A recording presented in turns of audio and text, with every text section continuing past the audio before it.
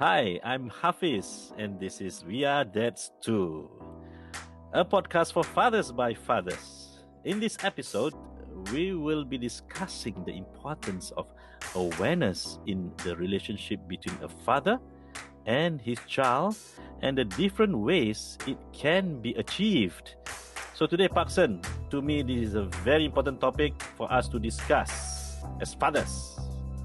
Yep. Awareness is a very important thing. This is one of the key segments in the workshop that I conduct at Center for Fathering. It's called the I Can Fathering Workshop. And awareness is a very important aspect of fathering because, when you come to building a relationship, there is actually no shortcuts. You need to spend time together, having conversations, sharing life experience. And in the process, trust and understanding in one another is being established. And the relationship between a father and his child is formed through this process. It's a slow process. It takes time. And I mean, no one's in a hurry, right? Because we are dads for life. But the important thing is also that the father needs to be really sincerely, genuinely interested and curious about nearly every aspect of his child's life. And in that way, he will be able to get to know his child in a very, very intimate level. Yeah, I think the word awareness sparks this idea that we need to recognize who we are talking to and how that person relate to us. All right. So if we are aware of that, we can get the message across, and what we expect to express and say is not misinterpreted, or whatever that person understand is not what we don't say, but what we actually meant to say. So it really depends on how the person see you and how you see that person, right? And I think also the other aspect is to ensure that we are able to feel, and feel that comfortable with each other. The element of we are safe, as a father and a child, that we can the child can be open to us without any expectation of I'll be scolded, I'll be blamed, I'll be judged, all right, and so on. So maybe we also talk about that. Yep. I mean, fathers who are aware have this advantage of being able to navigate the relationship they have with their children, and then at the same time, the fathers are able to help their children develop self-awareness about themselves. You see, so it's a kind of a mutually beneficial process where the father gets to know their child, they are able to navigate the relationship, and the child also learns to understand more about themselves. Yeah. So I always want to begin with, talking about how new parents are very curious. New parents are very, want to know a lot about their children. I mean, if before the baby is even born, I mean, new parents, expecting couples do a lot of research. Okay, your daughter just got married. I'm sure you will be able to see it when she gets pregnant. I tell you, she and her husband will do a lot of research. They'll be reading up a lot, and trying to learn as much as possible. And then when the baby is born, they will be very, very attentive to all the little details about the child's development. Every visit to the pediatrician, all right, the nurses there, the doctor will record all kinds of things about the baby, the length, the weight, and all kinds of observations in how the baby is developing, all right, and record them into this little health booklet. I think you remember that kind of health booklet, right? And parents will be very kind of anxious to know, is my baby growing? Is my baby growing normally? Is it too tall, too short, too heavy, too light? What, so this is a good thing actually, because this means that the parents are sincerely interested to know more and more about their children. Okay. And then as the child grows, the parents are also very always looking out for those developmental milestones, right? Because they read a lot. They say, oh, by this time, my baby should be rolling over. Hey, how come mine is not? By this time, my baby should be walking or talking, but, and so they are waiting, they're expecting and anticipating those developmental milestones to happen, all right? So I always urge new parents, all right, maintain that attitude, maintain that spirit, okay? Never lose that curiosity and interest to know more and more about your child. Yeah, so it's also the other aspect of it, right? The physical aspect, but we seldom know, actually, when they grow up, all right, the emotional aspect. Because the one that they can relate to us first usually is the emotions. I think all of us know that the first impression counts. How you enter the room, how you even look at the person, what actually is there. It is not it's nothing but, to me, emotions, and that emotion sometimes go beyond what we think. What we think, all right. So because the emotion will be interpreted in our body language, body movement, and that's the first thing that people read us. And definitely children, they see us every day, okay, and also we maybe feel that we see every day. We take for granted. So I think the issue is when you are aware as a father or as a parent, we would like to read each other better, understand each other better, right? And we know that when people read us, it is beyond what we say, is what we feel as well. Yeah. So, getting to know somebody, it always starts with the easiest thing, and that is the most observable, the noticeable, the visible things, right?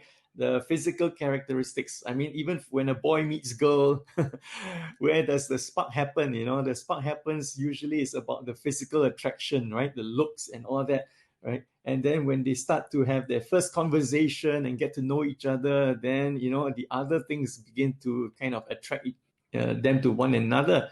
So likewise in father-child relationships, all right, the physical, the visible things are the easiest for the father to get to know, and I call them the outer world stuff. Outer world stuff are, the height, the weight, the size, the abilities, the strength, the different talents and all that kind of thing. So those are easy to see, easy to take note of, easy to observe, right? And therefore you say, okay, I know all these about my child. But then, as you mentioned, there are other things that are not so easily observable and noticeable, and I call them the inner world stuff. All right. And this is about the emotions of your child. Do you know when your child is sad or fearful or anxious or stressed? Sometimes it's not easy to tell. All right. Although children wear their feelings on their sleeves, but sometimes we miss we miss all the signs, and therefore we are not aware of what they're actually feeling. Inner world stuff also includes things like, do you know what makes your child happy? What makes your child sad? All right. And what are your child's maybe aspirations and dreams? What makes them fearful, and what are they anxious about? You see. So these are the inner world stuff which are equally important as the outer world stuff, because together they make up the holistic person. Yeah. I think when you talk about the inner and outer, there's two dimension, and the middle dimension is what we need to the medium, all right, of interpretation, how we can get that medium right. To me, one of the most important thing is feedback, right? And for us to get feedback, we have to recognize that there is a way to do it. You can ask questions. You can, for example, behave in a certain way. All right. By behaving, they get a message, whether you understand or not. For example, eye to eye contact is very important when you talk to someone, especially your children, right? You can be, actually now when we are, at home, work at home and so on, we may be having multiple things happening at one time.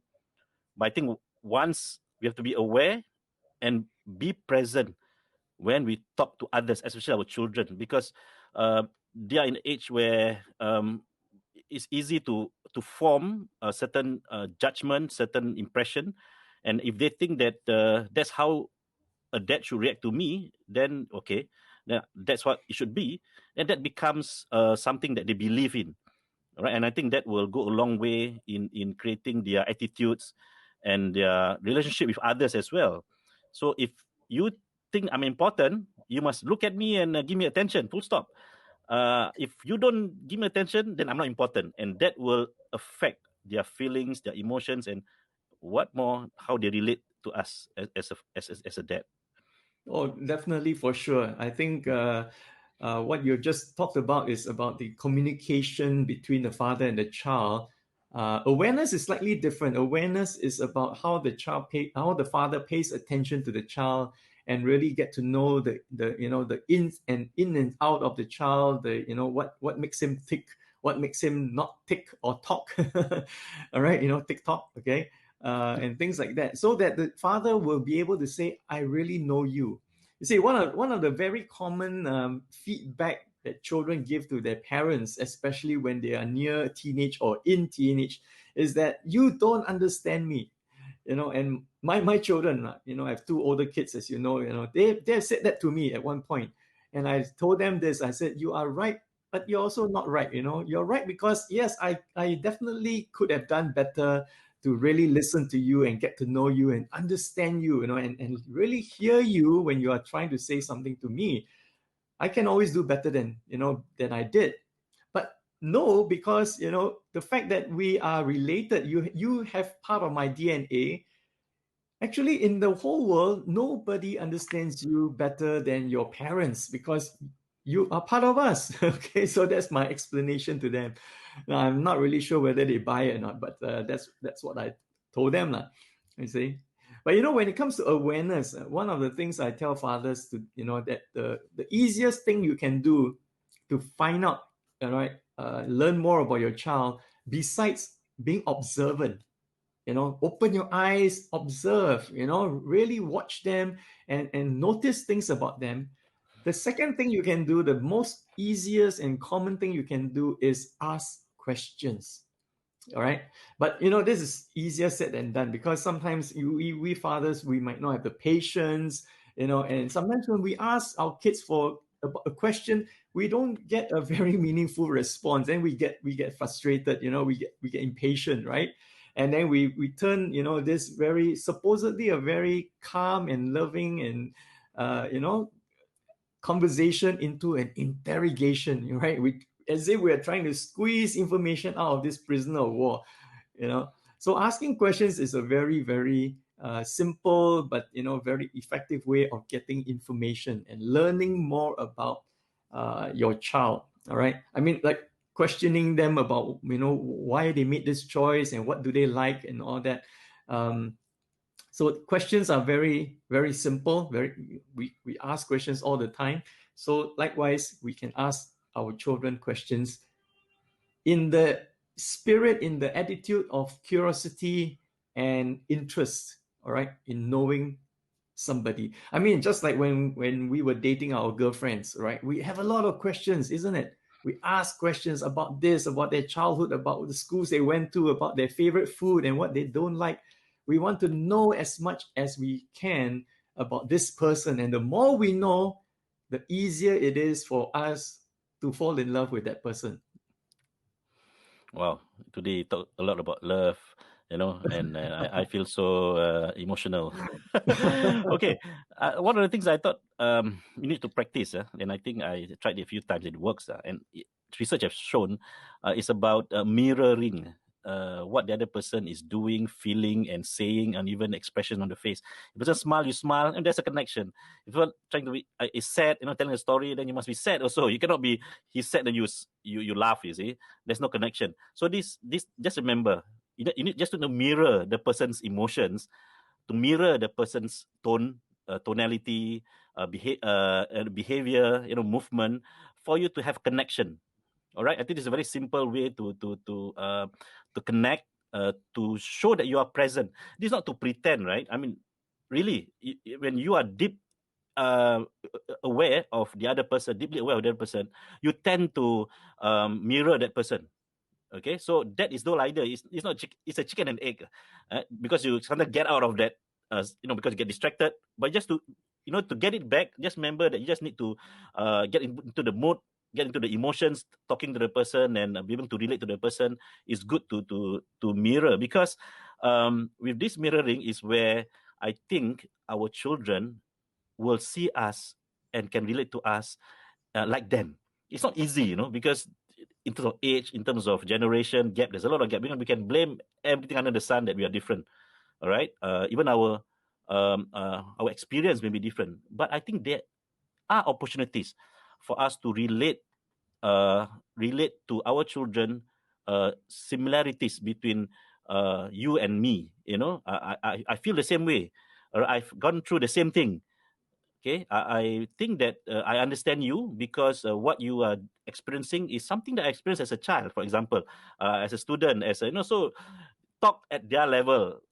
That is challenging, but I think we need to try. Yeah, yeah. When you talk about mirroring, did you know that there's actually a set of neurons in our brains that are actually called the new mirror neurons? Did you know that? Oh, I think it's the first time I hear. Yeah, they're called the mirror neurons. I can't tell you exactly where they're Mm. located, but there's a set of neurons in each of our brains. We're all born with it. It's called the mirror neurons because it actually does exactly what the name implies, mirror. And just like what you described, when you're with somebody, and that person is feeling sad, the mirror neurons will signal to our brains, to kind of mirror the same emotion or feeling or expression, and so that basically the mirror neurons is what enables us to have empathy. Okay, yeah. So of course, neurons is something that is malleable. That means they can either be strengthened through practice, or they can be, in a sense, weakened through neglect and lack of use. So people who are not practicing empathy a lot, probably those set of neurons can, in a sense, weaken, and therefore their level of empathy is not that high. Okay, so that yeah. So if today is That's the first time powerful, you heard Paksan. of this, then good, That's you learned powerful. something. That's powerful. You relate it to empathy, you see, because Uh-huh. empathy, what I understand is, as you understand the other person's predicament, right? Yes. You put yourself in the other person's shoes. You feel like Mm. what the other person feel. Yeah. Yeah. So yeah, it does. It's quite powerful, Paksan. Yeah. Thanks.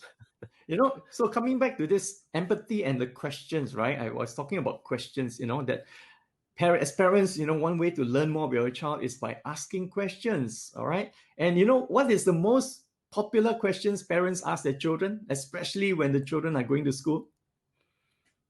About studies, about homework, about what you Yeah, did something at about that. school. Yeah, Have you finished your homework? Did you have a test, right? But very the most performance based. common question is, how was school today, right? And what is the most common response by children to that question? Okay loh. Yeah, okay, lor. I want to share this secret with you, and actually, this has been verified by two teenagers. Okay, so I was Your children, is explaining it? to not my children, somebody else's children. Okay, um, I was giving a parenting talk to a group of parents, and so happened two teenagers, the children of one pair of the parents, happened to come in and sit into the talk. All right. So I was explaining to them why children answer this question, in the usual way. Okay, law, So I was explaining to them that, our children spend at least 6 hours in school, right? And so when you ask them at the end of the day, how was school today?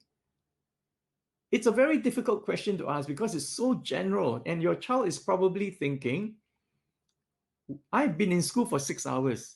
Where do you want me to begin to tell you about what happened, right? From the first minute or somewhere in the middle, you see? So because school is over, they're now at home trying to relax and trying to do their homework and all that.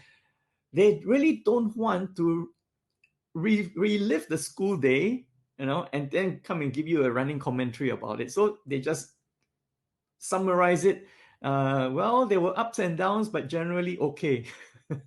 So I looked at the two teenagers, and I looked at them and I says, "Am I right?"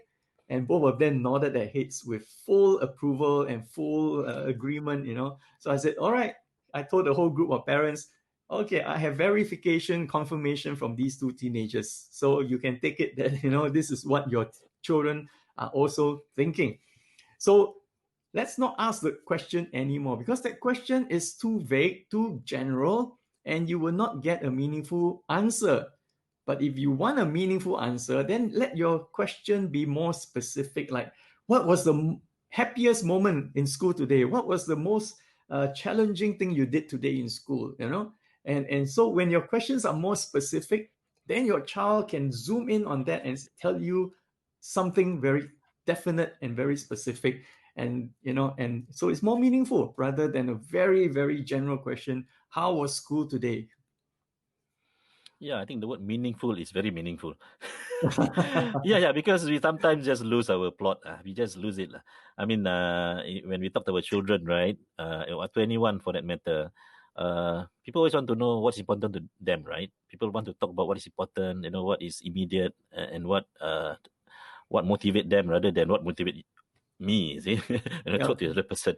So I think the key is, or the guide is, always to ask ourselves what something means to the other person when you talk to the person, rather than when we talk about a subject, it may be important to me and we can talk about it, Mm. for hours, but the other person may just switch off within minutes because it's not something that the person interested in. So I think for us to Mm-hmm. Mm-hmm. understand what it means to the other person, that itself takes a bit of awareness of Yeah, what yeah, is important to our yeah, children.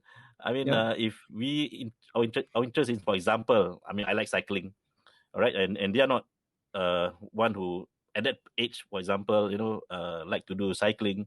We need to find something. It is a physical sport that they are interested in.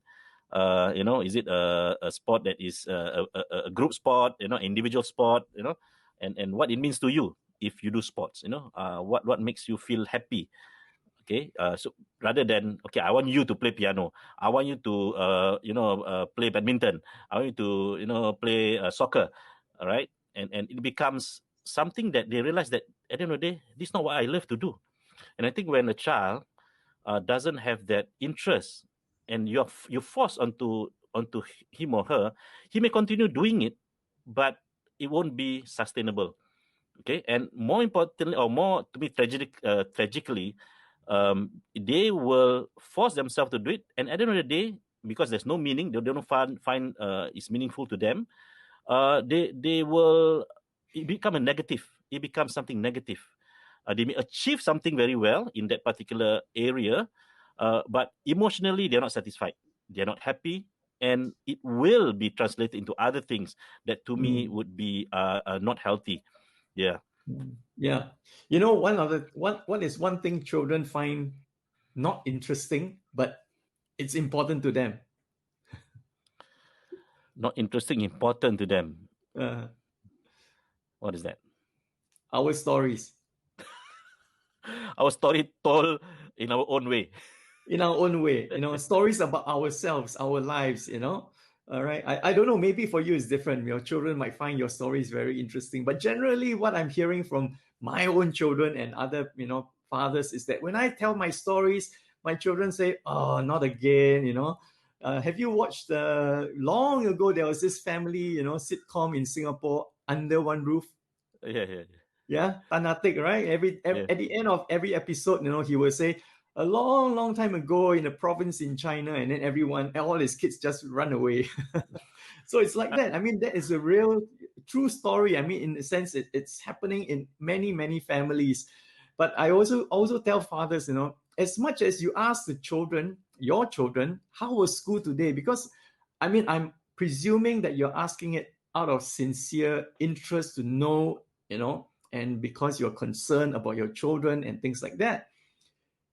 Turn it around and answer that question to your children. I mean, don't wait for them to ask you, but answer it. So, for example, at the end of the day, your family is sitting at the dinner table having a meal, all right? And among all the other conversations you have at the dinner table, Well, volunteer the information. Answer the question yourself. How was work today? Right? So you talk about, today I was very happy because I managed to finish the assignment or project on time. Okay, good. All right. Or you can say, well, today, my colleague and I had a very serious disagreement, right? And I was very, very hurt. I was very concerned because we are actually good friends, and I don't want to lose this friend. So just relate stories like that, and the other thing I tell fathers is try to balance facts with feelings. Balance facts with feelings, because I think you might notice this, in our most of our households, uh, our conversations generally remain in the factual realm. We talk about facts, right? Today I did this, I talked to so and so, all right, this happened. So it's all factual, but what about feelings? If you want to begin to help your children develop emotional intelligence, this is where it begins. All right. In the normal day-to-day conversations, balance facts with feelings. So that's why the example I gave just now, today I was very happy because I managed to finish the assignment or project on time. Yeah. So facts and feelings. Today I was very concerned that I might be losing a friend because, my colleague and I, we had a very serious disagreement. Feelings and facts.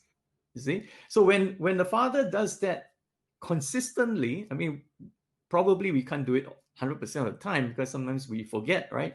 But if we are very, very alert about this and conscientious about this, then we will, as we in our conversations, in our sharing, we balance facts and feelings. Our children pick up on it, and they also begin to have a wider emotional vocabulary. You see, because otherwise our children have a very limited emotional vocabulary. They are either angry or happy or sad. That's it.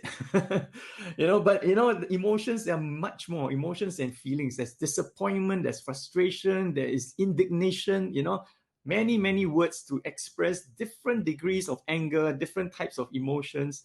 So when we use more and more of those kind of words, we are actually helping our children expand their emotional vocabulary.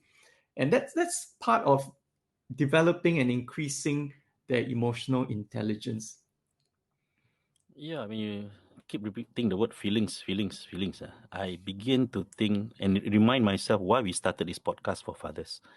All right, and the fact that I mean, as a father myself, as a man myself, we seldom sometimes we dismiss feelings. All Mm, right, I mean, we don't recognize that feeling matters.